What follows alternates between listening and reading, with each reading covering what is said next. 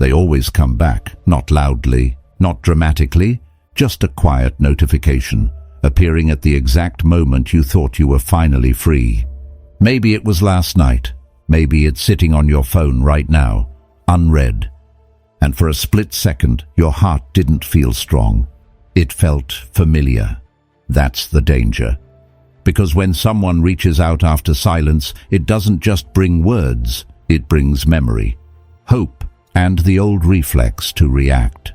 Here's the truth. Most people never stop to question. They don't come back because they suddenly care more. They come back because your silence disrupted something they were comfortable controlling. That innocent message. Hey, just checking in. I've been thinking. It's not affection. It's a test. A test to see if you still react the same way, if your growth was real, or just a pause waiting for their permission. And here's where most men lose themselves again. They answer too fast. They explain. They reopen a door they fought hard to close. But what if you didn't? What if your response, or your silence, could quietly flip the entire power dynamic? What if, instead of their message controlling your emotions, your composure started controlling theirs? In this video, I'm going to break down the psychology behind why they text after silence, what that message really means, and the Stoic response that protects your dignity without playing games. A response so calm, so disciplined, it reveals who truly has control. Before we go deeper, I want to ask you something simple, and answer it honestly. Drop 1 if your instinct is still to react when they reach out. Drop 2 if you're learning to remain silent and grounded. If you're ready to start this journey now, choose clarity over impulse and strength over old habits. Make sure you're subscribed to Stoic Silence. Stay with me, because what that message really means is where the real story begins. Part 1. The Illusion. That message looked harmless. 2 words, calm tone, no drama. And yet, it arrived at the exact moment you were finally becoming strong again. Hey, just thinking of you. Hope you're doing well. Most people read these lines as care, as kindness, as a sign that something still lives there. But as a grown man, you don't judge words by how gentle they sound. You judge them by when they appear. Timing is the truth teller. Tone is just decoration. Here's what matters. These messages almost never show up when you're weak. They don't arrive when you're chasing, explaining, apologizing, or trying to fix what broke. They arrive when you've gone quiet, when your reactions stopped being predictable, when your attention is no longer on standby, when your silence has finally created space, and that space begins to feel like strength. That's not coincidence. That's recognition. Silence changes the environment. It removes access. It disrupts patterns. And when access disappears, it triggers awareness in the person who benefited from it. Not because they suddenly care more, but because they feel less in control. Your quiet doesn't announce anything. It simply reveals what was taken for granted. As a man who's lived long enough to be tested by relationships, you learn this lesson the hard way. Words are cheap. Patterns are expensive. Anyone can type 2 comforting words. Few can respect the distance those words are meant to cross. When someone reaches out the moment your life begins to stabilize, it's not tenderness knocking. It's curiosity. It's a check-in. It's a subtle attempt to see whether the door they once walked through freely is still unlocked. And notice how the message avoids substance. No accountability, no clarity, no direction. Just enough warmth to stir memory and just enough vagueness to avoid responsibility. That's the illusion. It feels personal, but it's actually procedural. A small probe to see if the old reflex still exists. If you've been here before, you know the feeling. Your phone lights up and for a split second, the past tries to speak louder than the present. That moment is the test, not of them, but of you. Because strength isn't proven by how calm you look. It's proven by what no longer moves you. And this is the cold awakening. When a message arrives exactly as your silence starts to work, it's telling you something important, not about love, but about leverage. And that timing alone tells you everything you need to know. Part 2. The real motive. If this were about love, it wouldn't need perfect timing. Real care doesn't wait for a strategic moment. It doesn't arrive precisely when you've stopped reaching, stopped explaining, stopped offering yourself for free. Love moves toward clarity, not control. And that's the first truth a grown man must recognize. This message didn't come from longing. It came from awareness, the awareness that something has changed. They didn't text because they missed you. They texted because they felt you slipping away. And there's a critical difference between those two things. Missing someone is emotional. It's uncomfortable. It carries vulnerability and risk. Feeling someone slip away, on the other hand, is about power. It's about losing certainty. It's about sensing that the familiar dynamic, where your attention was always within reach, no longer exists. What they miss isn't you as a person. It's the version of you that was predictable, the version that responded quickly, the version that made them feel important without asking for much in return. For a long time, they lived with the comfort of knowing they could reach into your life whenever they wanted. A message here, a breadcrumb there, and you would answer, not because you were weak, but because you were invested. That availability became a quiet contract, unspoken but deeply relied upon. Silence breaks that contract. When you go quiet, you remove certainty, and certainty is what power feeds on. Without it, the ego becomes restless. Questions begin to surface. Doubt creeps in. That's when the message is sent, not to rebuild, but to check. Not to reconnect, but to confirm. That message carries a single hidden question beneath its calm surface. Do I still have access to him? Not access to your time, access to your emotional center. Access to the part of you that once made them feel secure in their influence. As a grown man, this is where your perspective must mature. You stop romanticizing the gesture and start reading the intention. You understand that not every soft word comes from a soft place. Some come from fear. Fear of losing relevance. Fear of no longer being able to pull the same emotional strings. And here's the uncomfortable truth. The message is designed to feel harmless on purpose. It avoids commitment. It avoids accountability. It asks for nothing openly so it can test everything silently. It's subtle because subtlety creates plausible deniability. If you respond, they get reassurance. If you don't, they can tell themselves they were just being nice. That's not emotional courage. That's emotional insurance. The moment you see this clearly, something inside you shifts. You realize the message isn't asking how you are. It's asking where you stand. And more importantly, whether your silence was real or just a pause waiting for permission to re-engage. And this is where most men give away their power without realizing it. Because the moment you answer too quickly, you answer the question they never asked out loud. You tell them without words that access still exists, that the door is still open, that the old dynamic can be restored with minimal effort. And once that answer is given, the game changes. Part 3. The trap.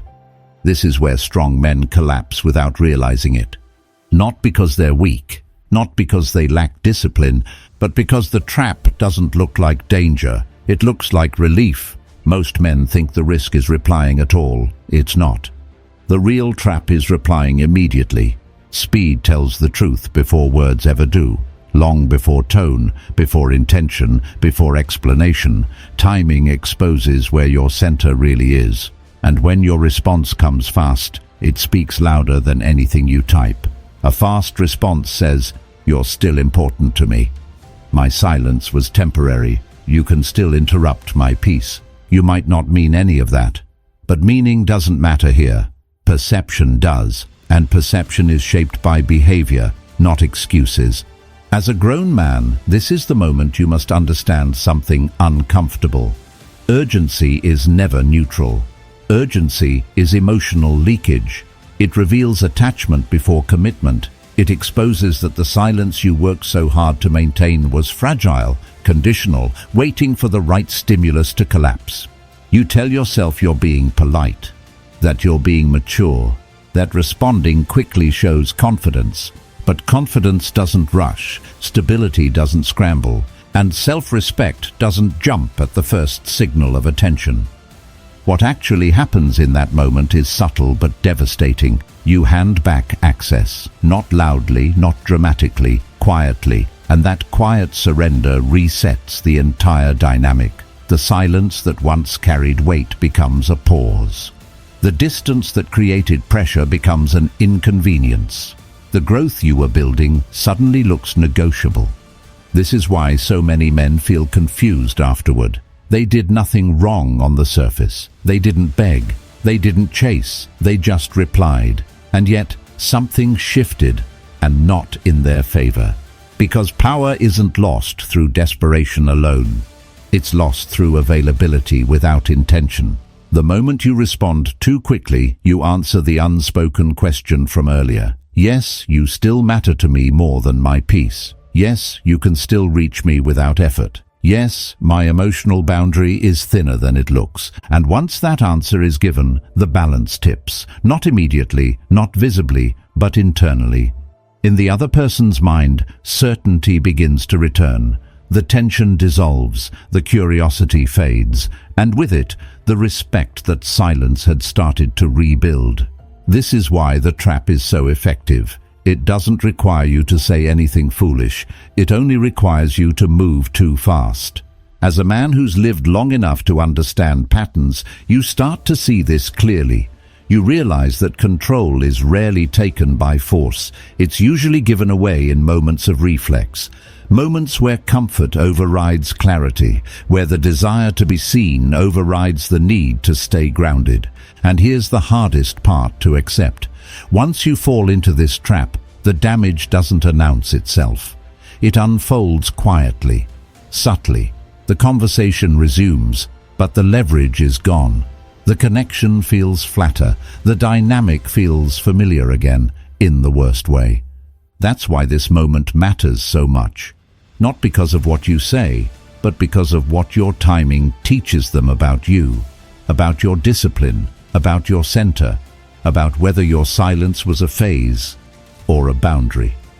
And what happens next, after that immediate response, is where the real damage begins. Part 4. Ego feeding. Your emotions don't heal the situation, they feed it. This is one of the hardest truths for a thoughtful, emotionally intelligent man to accept. You believe that honesty, openness, and vulnerability should lead to clarity.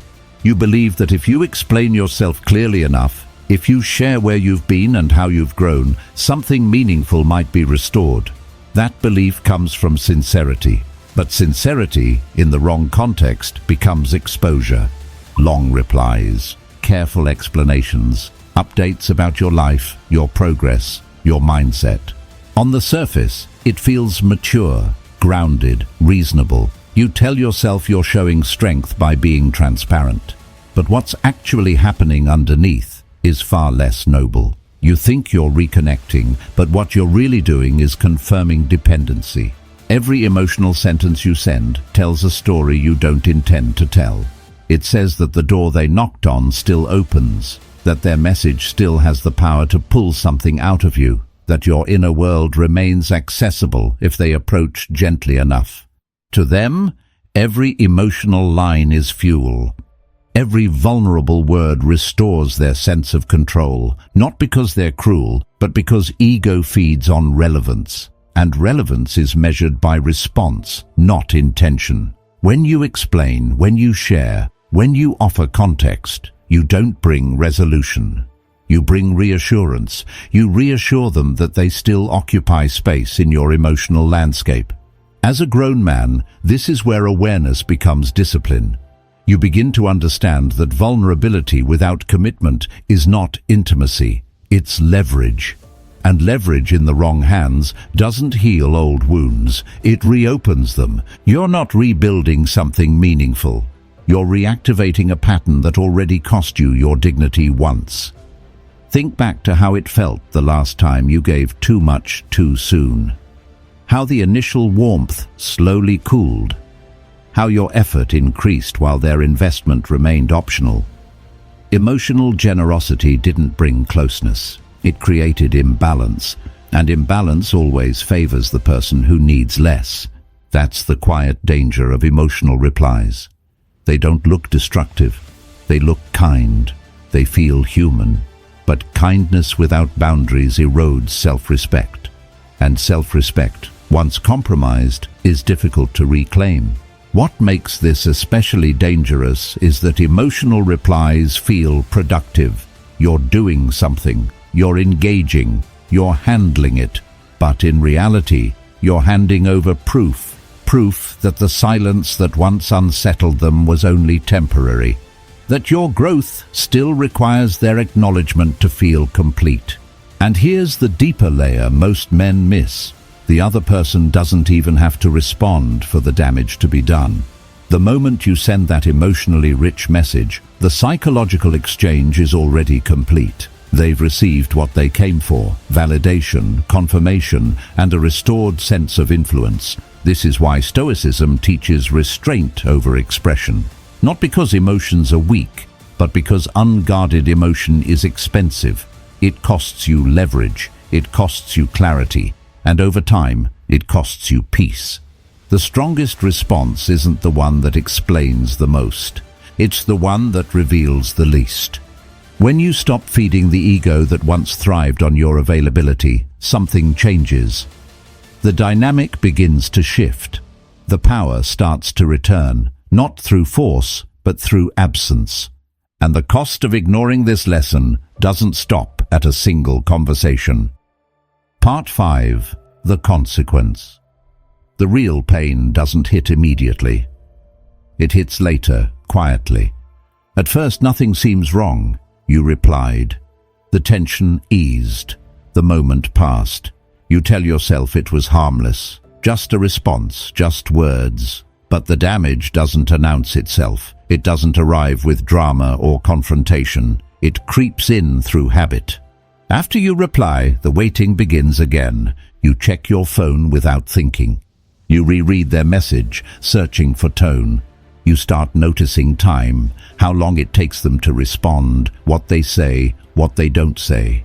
And slowly, almost invisibly, your mind returns to a place you swore you'd never revisit. Sleep becomes lighter. Focus becomes scattered. Your emotional center, once steady, starts leaning outward again.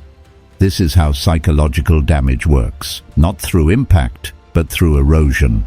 Without realizing it, you step back into the same emotional cage you worked so hard to escape. The cage doesn't lock itself. You walk into it voluntarily, guided by familiarity, by memory, by the false comfort of connection. And the most dangerous part is that it feels normal. Familiar pain always does. As a grown man, this is where you must be brutally honest with yourself. You didn't lose ground because they did something wrong. You lost ground because you re-entered a dynamic that had already proven its cost. You gave energy where clarity was required. You offered access where boundaries were still fragile. And the consequence doesn't stop with you. Worse than stepping back emotionally, you begin training them, quietly, unintentionally. Every time you respond under pressure, you teach a lesson. You show them that your boundaries bend when tested, that your silence can be interrupted, that your growth has conditions. People don't respect boundaries you explain. They respect boundaries that hold. When yours collapse under timing or emotional pull, the message becomes clear. Persistence works. A well-timed message can still break your center. That knowledge doesn't disappear. It gets stored, used again later, tested again when convenient. This is why the long-term damage is so dangerous. It doesn't just affect one interaction, it shapes future behavior. You create a pattern where your peace is always provisional, where your progress can be undone with a few words at the right moment. And the heaviest consequence of all is internal. Each time this happens, you lose a small amount of trust in yourself. You wonder why you caved, why your resolve faded so quickly, why your silence didn't last. That self-doubt lingers far longer than the conversation ever will. Stoicism teaches that the mind is trained through repetition. What you tolerate, you reinforce. What you repeat, you become.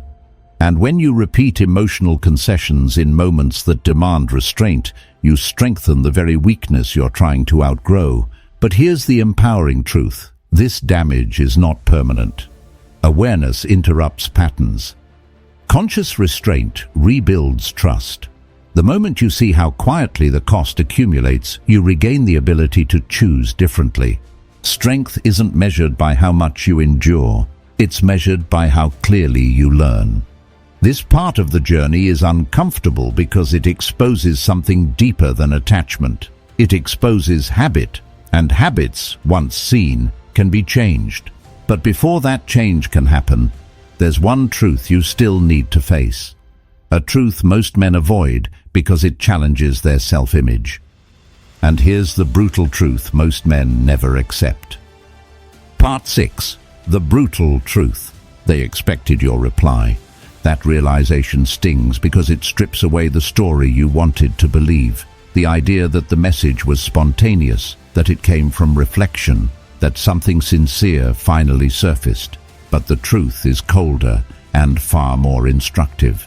They weren't surprised, they counted on it.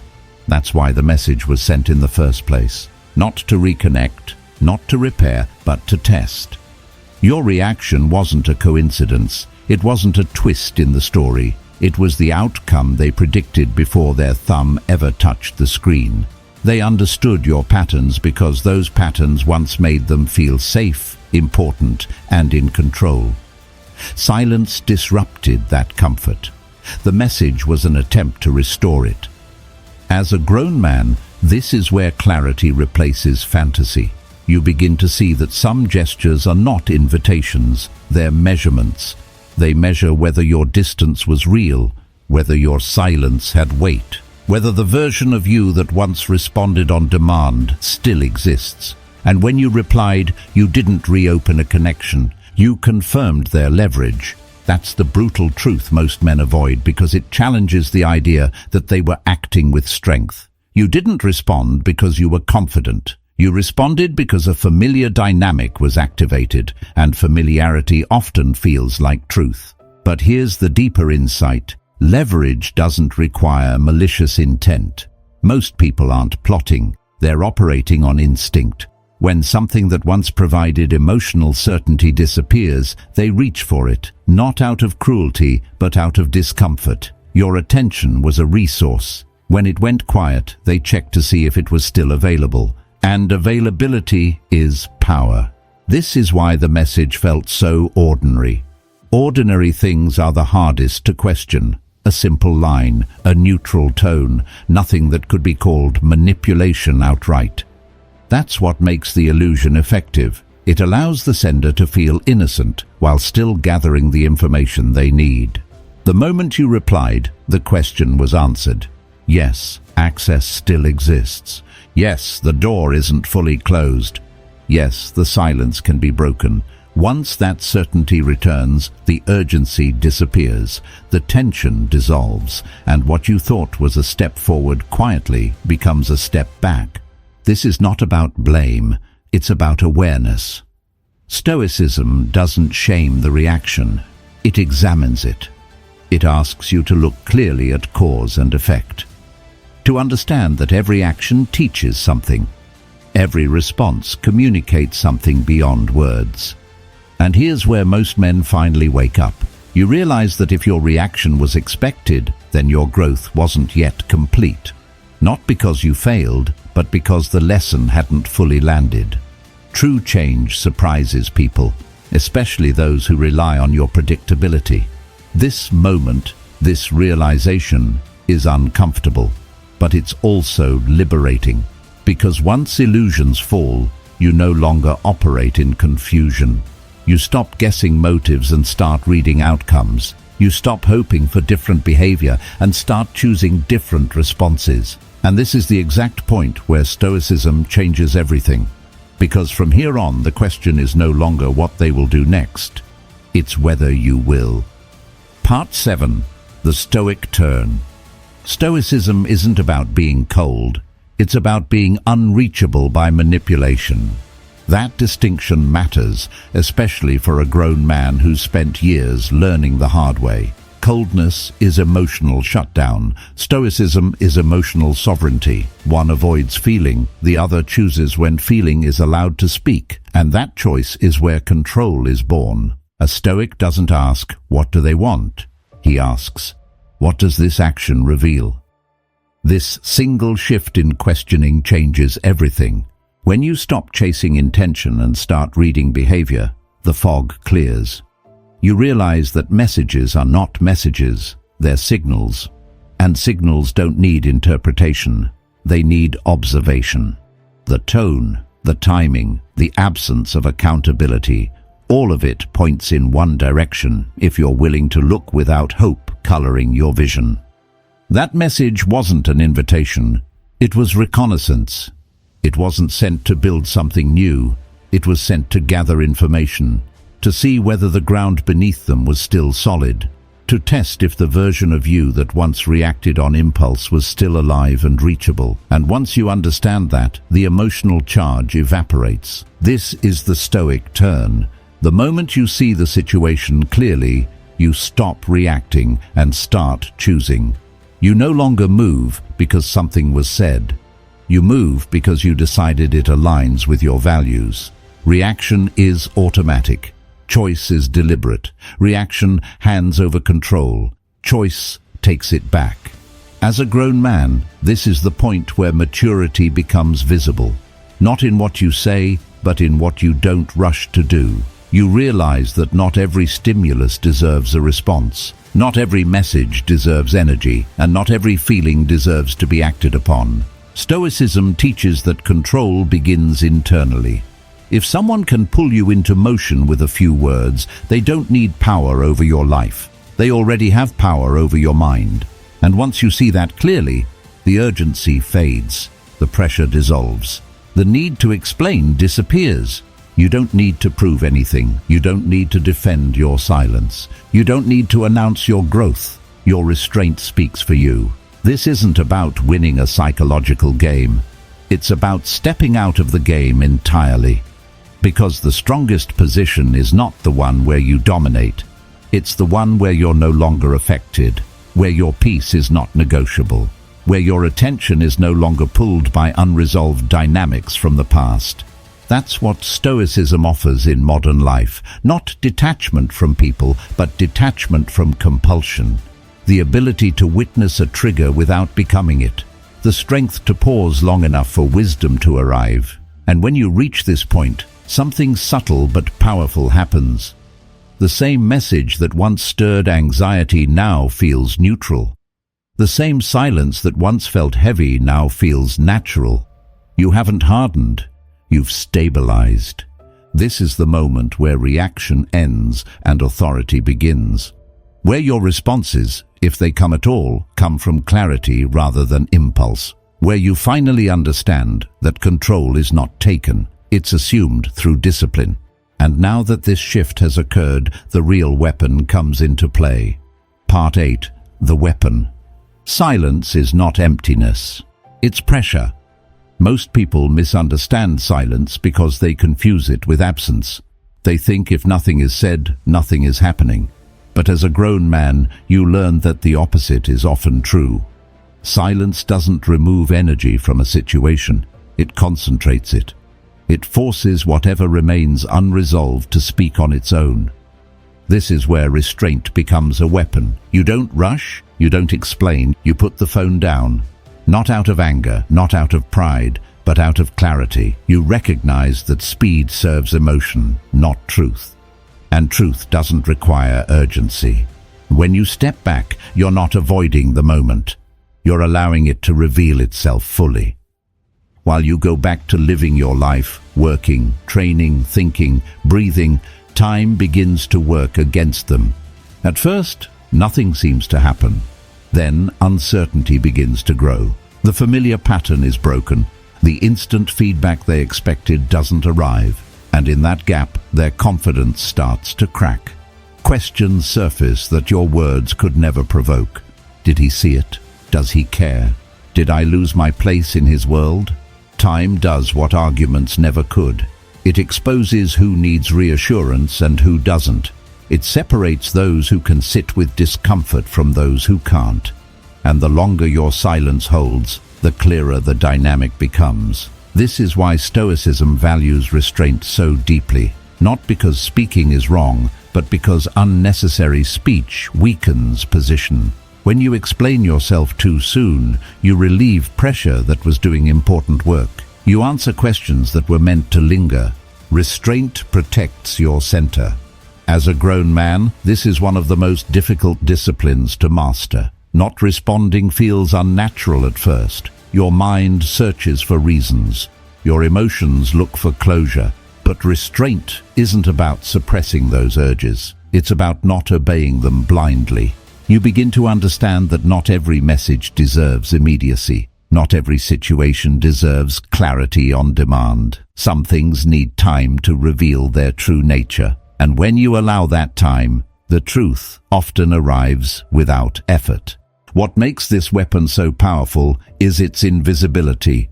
You're not doing anything dramatic. You're not drawing lines or making statements. You're simply refusing to rush back into a dynamic that no longer serves you. And that refusal changes everything. Because while you remain steady, the other person is left alone with their assumptions. Without your response to anchor them, their narrative begins to wobble. Certainty fades, control slips. And the pressure they once avoided by reaching out now turns inward. This isn't manipulation, it's alignment. You're aligning your actions with your values instead of your impulses. You're choosing stability over reassurance. And in doing so, you discover something important. The strongest position is not the one where you dominate the conversation, but the one where you don't need to enter it at all. Silence, held with restraint, becomes a form of communication that cannot be argued with. It says nothing, yet it communicates everything. It signals that your peace is not up for negotiation, that your time is no longer reactive, that your life does not pause waiting for resolution from someone else. And once you understand this, you stop fearing the quiet. You start trusting it, because silence isn't a void, it's leverage. And if you choose to respond at all. Part 9. The brutal reply. The most brutal reply is the one with no emotion. Not because it's cruel, not because it's dismissive, but because it offers nothing for the ego to hold on to. As a grown man, this is where restraint becomes visible. You've already learned not to rush. You've already allowed time to do its work. And now, if you choose to respond at all, the response must reflect the man you've become, not the man you used to be. 2 words are enough. Okay, thanks for reaching out. Nothing more. No warmth, no questions, no invitation to continue. This kind of reply feels uncomfortable at first, especially if you were once the man who explained everything, the man who filled silence with reassurance, the man who believed clarity came from effort. But effort, when it's no longer required, becomes weakness. A minimal response does something powerful. It redraws the boundary without announcing it. You're not rejecting them. You're not engaging them either. You're acknowledging the message the way you would acknowledge a stranger, politely, briefly, and without emotional investment. This is what it looks like when access is no longer free.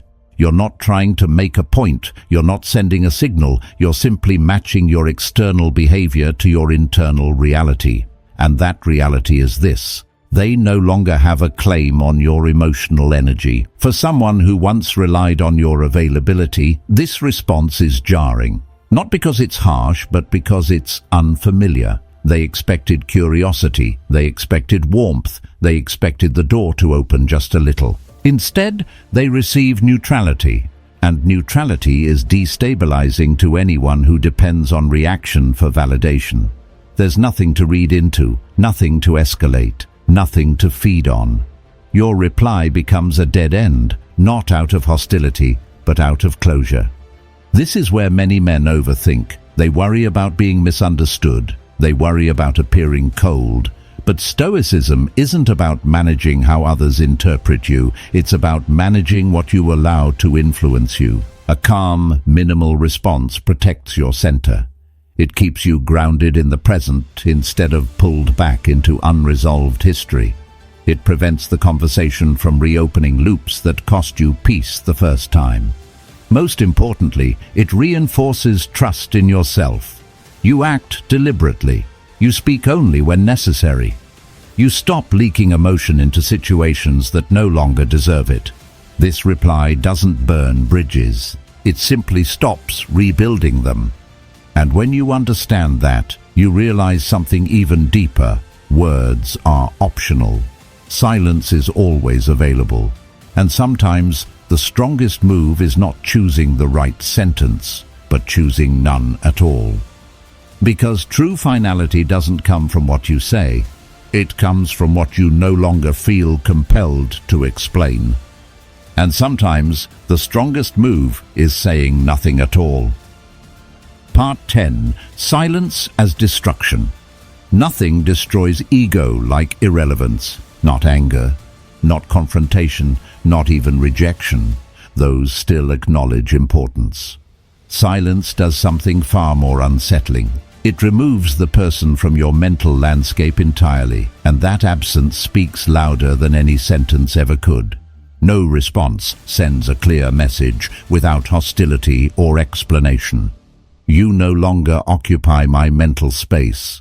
As a grown man, this is where silence stops being restraint and becomes consequence. You're not withholding attention to provoke a reaction. You're not playing a game. You're simply living from a place where their message no longer registers as urgent, meaningful, or worthy of interruption. For someone who lives on validation, that silence becomes unbearable. They check their phone again. They reread what they sent. They wonder if it was seen. They question their importance. And when there's still no response, the mind begins to spiral. Because validation-dependent people are not threatened by hostility, they're threatened by invisibility. Anger means engagement. Silence means displacement. It forces them to confront a possibility they've avoided for a long time, that their influence has expired. Meanwhile, you remain calm. Not because you're trying to prove strength, not because you're suppressing emotion, but because there's nothing left to react to. This is what real detachment looks like. Not dramatic withdrawal, but quiet non-participation. You don't announce your absence. You don't justify it. You don't even think about it much. Your attention has simply moved elsewhere, toward your work, your health, your purpose, your peace. That shift is devastating to anyone who once relied on your emotional availability. And here's the key insight most men miss. Silence only destroys ego when it's authentic. Forced silence still leaks energy. Real silence is calm. It's natural. It's rooted in the understanding that not everything deserves a response, and not everyone deserves continued access. As a man who has matured through experience, you understand that peace is not something you defend with words. It's something you maintain through boundaries. Silence becomes the boundary that cannot be negotiated, argued with, or manipulated. This isn't cruelty, it's clarity. You're not punishing them, you're choosing yourself. And in that choice, the dynamic begins to unravel. The power they once felt from your responsiveness drains away. What remains is uncertainty, directed inward. They are left alone with their assumptions, their doubts, their unmet need for reassurance. And you're no longer part of that equation. This is the quiet force of Stoic silence. It doesn't attack, it doesn't explain, it simply withdraws energy from a dynamic that no longer deserves it. And this is where something important happens. This is where the power finally flips. Part 11. Power reversal. Watch carefully. The roles are no longer the same. This shift doesn't announce itself. There's no argument, no dramatic turning point, no clear moment you can point to and say, this is when it changed. Instead, it reveals itself through contrast, through who is calm and who is restless, through who waits and who wonders. You're steady, they're unsettled. Not because you're trying to project strength, but because your center no longer depends on their response. Your days move forward without checking your phone. Your thoughts no longer orbit around what they might mean, what they might do, or what they might say next. You're present in your own life again. And that's when the reversal begins. You stop chasing clarity, they start chasing reassurance. This is the part most men never expect. When you were invested, you were the one seeking answers. You wanted closure, direction, confirmation. Now, without saying a word, you've removed yourself from that role, and the vacuum you leave behind pulls them into it. They begin to feel what you once felt: uncertainty, restlessness, the subtle anxiety of not knowing where they stand. What they can't tolerate isn't anger. Anger still signals attachment. Anger still means they matter enough to provoke a reaction. What they can't tolerate is your indifference. Because indifference is not emotional, it's existential. Indifference means they no longer occupy space in your internal world, and that realization hits deeper than rejection ever could. As a grown man, this is where you understand a truth that only experience can teach. Power in relationships doesn't come from control. It comes from self-sufficiency. The moment you stop needing someone to respond a certain way for you to feel grounded, the dynamic changes at its root. You don't become dominant, you become independent. That independence is what unsettles them. They sense it in your absence, in your calm, in the way the old triggers no longer work. The messages that once stirred urgency now land without impact. The strategies that once pulled you back now fall flat. And while you're not watching, not calculating, not reacting, they are. They reread conversations, they replay moments, they try to understand what shifted, but there's nothing to explain because nothing external caused it. The shift happened inside you, and internal changes don't require permission. This is why Stoicism doesn't teach you how to manipulate outcomes. It teaches you how to detach from them. When you no longer chase reassurance, you stop broadcasting need. And when need disappears, respect often follows, not because you demanded it, but because you no longer negotiated your worth. The reversal is complete when you realize you're not waiting anymore. Not for a message, not for clarity, not for validation. Your life has momentum again. Your peace no longer pauses. And the irony is unavoidable. The moment you stop trying to matter, you become unforgettable. Not because you seek attention, but because you no longer offer it freely. This isn't revenge, it's resolution. And from this point on, the question is no longer about them at all, because this shift leads to the final state. Part 12. The final state. This was never about winning. That's the illusion most people cling to, the idea that silence is a move, that restraint is a tactic, that the goal is to outmaneuver someone else. But as a grown man, you eventually see through that. Winning implies a contest, and the deepest form of freedom begins the moment you step out of the contest entirely. This was about reclaiming yourself. It was about taking back the part of you that used to flinch at notifications, the part that waited for meaning in someone else's timing, the part that confused attention with value. When you no longer need their response to feel settled, something fundamental changes. Their messages lose power. Not because you resist them, not because you harden yourself, but because they no longer touch anything unresolved inside you. At that point, silence stops being strategic. You're no longer counting hours, calculating impact, or holding back for effect. Silence becomes natural, an extension of who you are now. It's simply what happens when there's nothing left to prove and nothing left to chase. And when silence becomes natural, peace becomes permanent. This is the moment Stoicism points toward, not emotional withdrawal, but emotional ownership. You're no longer reacting to the past. You're no longer negotiating with memory.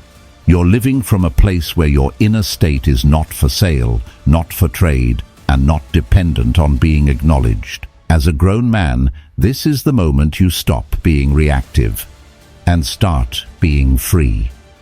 Freedom doesn't arrive loudly. It doesn't announce itself with closure or final conversations.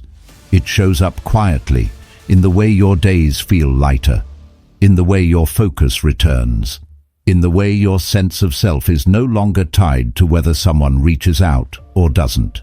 And here's the paradox. When you reach this state, even if they were to offer you everything you once wanted, it wouldn't move you the same way. Not because you're bitter, but because you've outgrown the need. That's the Stoic resolution.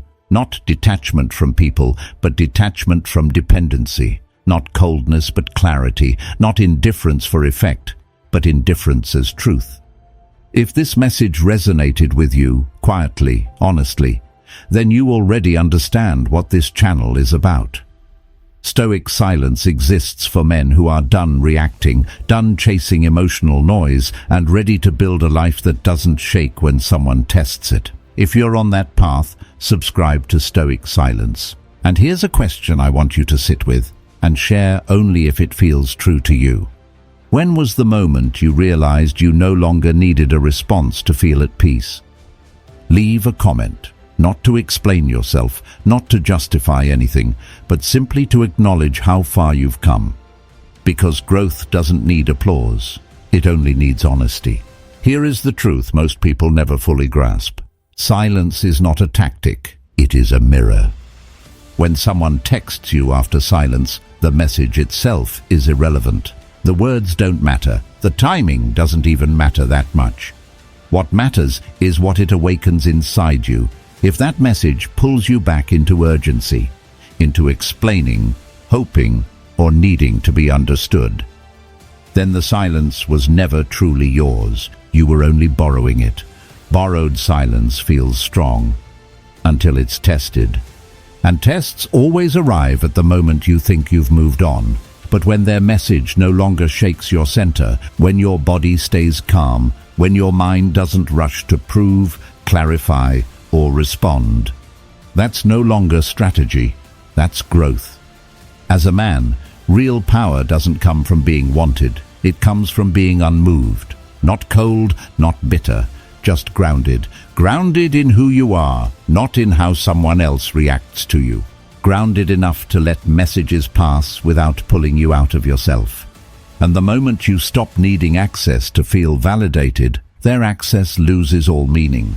That's the quiet victory Stoicism points toward. Not dominance, not revenge, but freedom from being internally disrupted. If this reflection spoke to you, not emotionally, but honestly, then you're already further along than most people will ever be.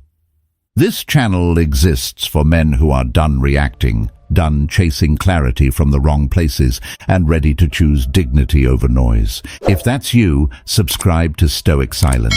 And here's a question I want you to sit with, and share only if it feels true to you. When was the last time someone reached out, and you realized you no longer needed to respond? Drop your thoughts in the comments, not to explain yourself, not to justify anything, but to mark the moment you chose peace. We'll continue this path together in silence.